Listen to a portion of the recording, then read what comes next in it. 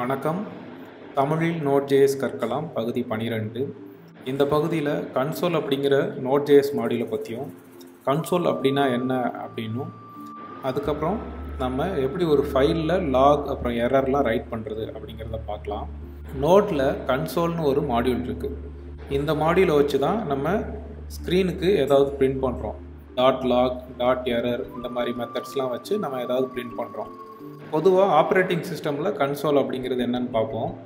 முன்னாடி காலத்துலலாம் கன்சோல் அப்படிங்கிறது ஒரு ஹார்ட்வேர் டிவைஸ், அதாவது கம்ப்யூட்டருக்கு இன்புட் கொடுக்கறதுக்காகவும் அப்புறம் அதிலிருந்து வர ரிசல்ட்டை டிஸ்பிளே பண்ணுறதுக்காகவும் பயன்படுத்தப்பட்ட ஹார்ட்வேர் டிவைசஸ் தான் அது.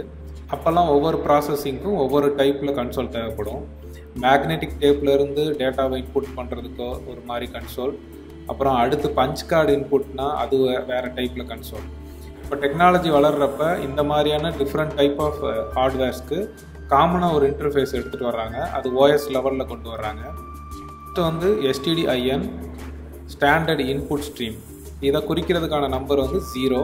அப்புறம் STDOut, ஸ்டாண்டர்ட் அவுட்புட் ஸ்ட்ரீம். இதுக்கான நம்பர் வந்து 1. அதுக்கப்புறம் STDError, ஸ்டாண்டர்ட் எரர் ஸ்ட்ரீம். இதுக்கு 2 அப்படின்னு நம்பர் பண்ணுறாங்க. இந்த மூணையும் சேர்த்து பொதுவாக standard input output streams, IO streams அப்படின்னு சொல்லுவாங்க. ஸ்ட்ரீம் அப்படிங்கிறது ஒரு நீரோட மாதிரி தான். அதில் டேட்டா போய்கிட்டே தான் இருக்கும். எந்த டேட்டாவுமே மெமரியில் எதுவும் ஸ்டோர் ஆகாது. எடுத்துக்காட்டாக கீபோர்ட் மவுஸில் ஒரு கீ ப்ரெஸ் பண்ணுறோன்னா அந்த ப்ரெஸ் பண்ணுற டைமில் STDIN வழியாக உங்கள் ப்ராசஸ்க்கு அந்த டேட்டா வந்து, அதே மாதிரி ஒரு டெக்ஸ்ட்டை பிரிண்ட் பண்ணுறப்பயுமே STD அவுட்டில் போயிட்டு அந்த டெக்ஸ்ட்டு அது எந்த ப்ராசஸோட கனெக்ட் ஆகிருக்கோ அந்த ப்ராசஸ்க்கு போயிடும். ஸ்டாண்டர்ட் எரர் அப்படிங்கிறது STD அவுட்லேயே ஒரு ஸ்பெஷல் கேஸ் மாதிரி.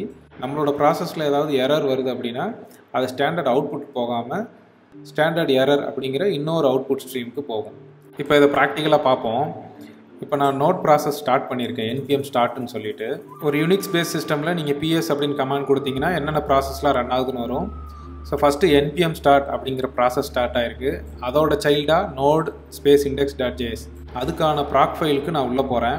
ப்ராக் 18 அந்த ப்ராசஸ் ஐடி கொடுக்கணும். இதில் பார்த்தீங்கன்னா நிறையா ஃபைல்ஸ் இருக்கும். இதில் ஃபைல் டிஸ்கிரிப்டார் அப்படின்னு இருக்கும். அதுக்குள்ளே நான் போகிறேன். இங்கே பார்த்தீங்கன்னா 0 அப்படிங்கிறது ஸ்டாண்டர்ட் இன்புட், 1 அப்படிங்கிறது ஸ்டாண்டர்ட் அவுட்புட், 2 அப்படிங்கிறது ஸ்டாண்டர்ட் எரர். அப்போ நம்ம console.log அப்படின்னு பண்ணுறப்ப இந்த ஸ்டாண்டர்ட் அவுட்புட் அப்படிங்கிற ஸ்ட்ரீமுக்கு தான் நம்மளோட டேட்டா வரும். அதே மாதிரி console.error அப்படின்னு கொடுக்குறப்ப இந்த நம்பர் 2 அப்படிங்கிற ஃபைல் டிஸ்கிரிப்டாருக்கு வரும். இப்போ இந்த அண்டர்ஸ்டாண்டிங்கோட நம்ம கன்சோல் மாடியூலை பார்ப்போம் நோட்டில். இப்போ நம்மளோட கோடில் பார்த்தீங்கன்னா console.error, console.log இதெல்லாம் பயன்படுத்தியிருக்கோம். இந்த கன்சோல் அப்படிங்கிறது நோட்டில் குளோபலாக அவைலபிளாக இருக்கிற ஒரு ஆப்ஜெக்ட்.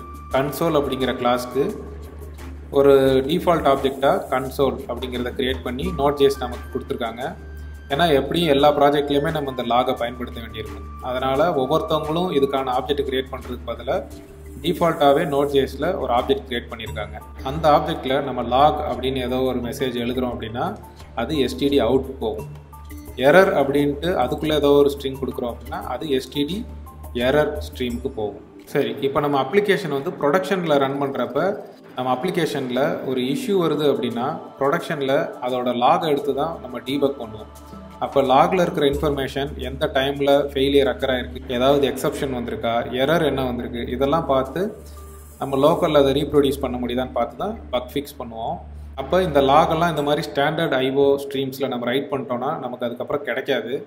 அப்போ என்ன பண்ணணும், இதெல்லாம் ஒரு ஃபைலில் நம்ம ரைட் பண்ணி வைக்கணும். அப்போ இந்த காரணத்துக்காக நம்ம இந்த டிஃபால்ட் கன்சோலை வந்து டெவலப்மெண்ட்டில் பயன்படுத்திக்கலாம். பட் ப்ரொடக்ஷன் போகிறப்ப இதுக்குன்னு லாகர் அப்படின்னு நம்ம ஒன்று எழுதணும். அந்த லாகர் அப்படிங்கிறதும் கன்சோலோட ஒரு ஆப்ஜெக்ட் தான். பட் அந்த லாகையும் எரரையும் ஸ்டாண்டர்ட் இன்புட் அவுட்புட்டில் எழுதாமல் நம்ம கொடுக்குற ஃபைலில் வந்து எழுதும். இப்போ லாகர் அப்படின்னு நான் ஒரு மாடியூல் க்ரியேட் பண்ணியிருக்கேன். அந்த மாடியூலில் வந்து நோடோட கன்சோல் அப்படிங்கிற மாடியூலை ரெக்கவர் பண்ணி அதிலிருந்து ஒரே ஒரு கிளாஸ் கன்சோல் அப்படிங்கிறத எடுத்திருக்கேன். அதுக்கப்புறம் ஃபைல் சிஸ்டம் ரெக்கவர் பண்ணியிருக்கேன். இப்போ இந்த ஃபைல் சிஸ்டம் பயன்படுத்தி நான் 2 ஃபைல் ஸ்ட்ரீம் க்ரியேட் பண்ணியிருக்கேன். ஒன்று அவுட்புட் ஸ்ட்ரீம், இன்னொன்று எரர் அவுட்புட் ஸ்ட்ரீம். இதை வச்சு நான் லாகர் க்ரியேட் பண்ணியிருக்கேன். ஸோ லாகர் எப்படி க்ரியேட் பண்ணுறேன், கன்சோலுக்கு ஒரு ஆப்ஜெக்ட் க்ரியேட் பண்ணி அதுக்குள்ளே ஒரு ஆப்ஷன் பாஸ் பண்ணுறேன். ஒரு ஆப்ஜெக்ட் தான் பாஸ் பண்ணுறேன். அதில் 2 ப்ராப்பர்ட்டி, STD அவுட்டுங்கிறதுக்கு நம்ம அவுட்புட் ஃபைலை மென்ஷன் பண்ணுறோம், STD எரருக்கு எரர் அவுட்புட்டை மென்ஷன் பண்ணுறோம். கடைசியாக இந்த லாகரை நம்ம எக்ஸ்போர்ட் பண்ணிடுறோம். இதை நான் index.jsல ரெக்வயர் பண்ணிக்கிறேன். இப்போ நமக்கு வந்துட்டு அங்கே இருக்கிற லாகர் இங்கே அவைலபிளாக இருக்குது. இந்த console.error console.log அப்படின்லாம் இருக்கு இல்லையா, இது எல்லாத்தையுமே நான் லாகர் டாட் அப்படின்னு ரீப்ளேஸ் பண்ணிடுறேன். இப்போ நான் சர்வரை ஸ்டார்ட் பண்ணுறேன். கேர்ள் கமாண்ட் ஹிட் பண்ணுறேன். நமக்கு ரெஸ்பான்ஸ் வருது. நம்மளோட இங்கே ஒரு ஃபோல்டர் இருக்குது, இதில் போயிட்டு நான் பார்க்குறேன். நமக்கான லாக் வந்து கன்சோலில் வரல, அதுக்கு பதிலாக இங்கே பார்த்தீங்கன்னா கன்சோலில் லாக் இல்லை, அதுக்கு பதிலாக நமக்கு ஃபைலில் வருது. இப்போ எரர் ஃபைலில் எந்த லாகும் வரல.